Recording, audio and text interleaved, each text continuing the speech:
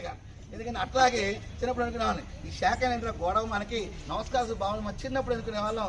ఆ కళ ఇప్పుడు సాకారమైంది. నమస్కారం సంస్కారం మరొకసారి ముందుకు వచ్చింది.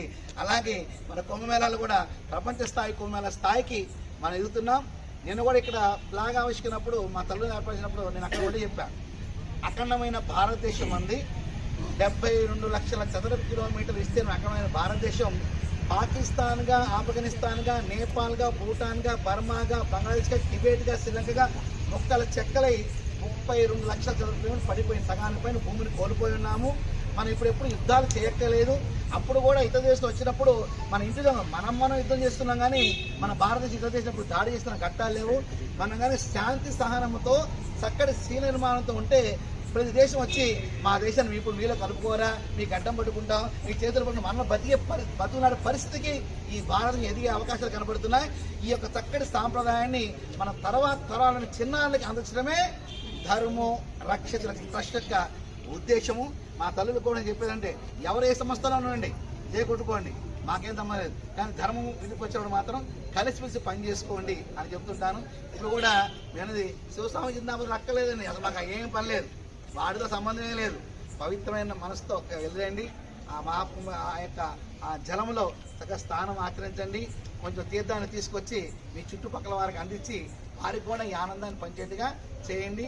మీతో పాటు కూడా 2 మహానుభావులు వస్తున్నారు. ఒకరు పరమ పూజ్య నవశక్తీశ్వర పీఠావతులు భవానీ శంకరానంద స్వామి వారు, భక్తి మార్గంలో మంత్ర మార్గంలో వీరు సిద్ధాస్తులు. వారు చక్కటి సిద్ధాస్తులు. చక్కగా మీ అందరికి కూడా ఒక చక్కటి మంత్రాన్ని నదిలో దగ్గరుండి స్నానం చేయించే బాధ్యత వారిది. కొంచెం భస్మాన్ని తీసుకోండి. భస్మ స్నానం చేయించిన స్వామివారు మంత్రపూర్వకంగా ఆ సిద్ధాస్తులు. అలాగే మంచి ప్రాణాయామము, ధ్యానము, మంచి వాక్యము, మంచి కథల రూపంలో చెప్పడానికి మా రుద్ర యోగేశ్వర స్వామివారు మీతో వస్తున్నారు. మీరిద్దరు కూడా సూర్యచంద్రులాగా నాకు 2 కళ్ళు వారిద్దరు. నేను రాలేకపోయినా వారు వస్తున్నారు.